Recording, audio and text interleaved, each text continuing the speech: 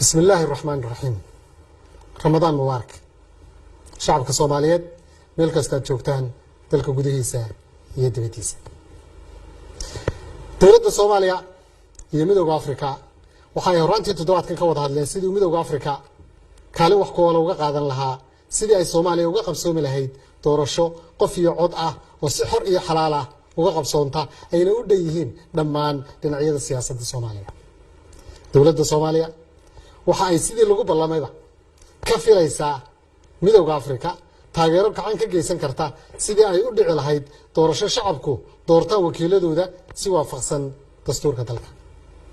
Dowladda Soomaaliya waxay ka digaysaa xogaha xasaasiga ee hordhaca ah oo xaqiijinaya in dowladaha Kenya iyo Djibouti ka dhaxwadaan oo laba diblomaasiyadeed oo ay xubnaha guddiga amniga iyo nabadda Afrika kaga dhaadhicinayaan soo jeedin qodobo ay doonayaan in lagu daro war qoraalka ama communique-ga oo la doonayo inuu soo saaro guddiga amniga iyo nabadda ee Midowga Afrika.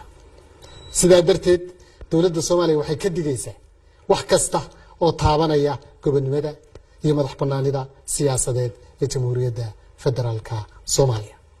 waxayna ka soo horjeedaa dowladdu in dowladda xubnaha ka guddida oo ay Soomaaliya kala dhaxayso xurguf siyaasadeed ay guddida amniga iyo nabadda ee Midowga Afrika u adeegsadaan ku xadgudubka gobonimada iyo madaxbannaanida Jamhuuriyadda Federaalka Soomaaliya.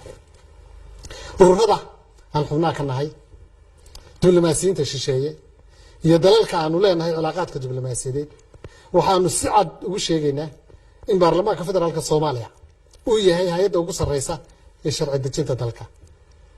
xeerarka ka soo baxana ay yihiin go'aanka ugu dambeeya ee qaynuuniga ah ee Jamhuuriyadda Federaalka Soomaaliya.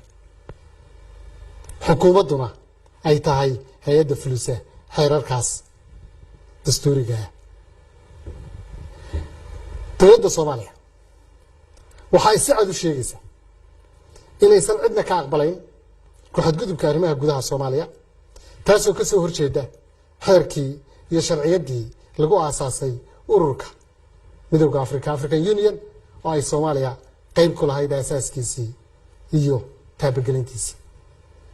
ugu dambeyn dowladda Soomaaliya waxay soo dhaweynaysaa cid kasta oo gacan ka siinaysa sida ay dalka uga dhici lahayd doorasho xor iyo xalaal ah oo shacabkuna ay doortaan wakiiladooda iyadoo la ixtiraamayo madaxbannaanida siyaasadeed ee Jamhuuriyadda Federaalka Soomaaliya. aad baa mahadsantihiin. Ramadaan Kariim.